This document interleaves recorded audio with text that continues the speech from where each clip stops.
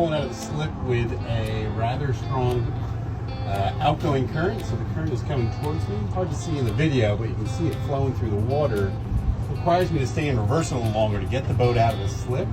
I need to go further back, so I'm going to back out and take as much space as I can, because when I make that turn forward in a moment, the entire boat's going to slide to the port side or slide with the current towards our dock that's on our port side here. So I'm trying to get back as far as I can. I have turned 90 degrees out the fairway, my wheel to my right, straighten it out, and straight out the fairway. And I can still feel the whole boat shifting from starboard to port because the current's going this way, so is the wind.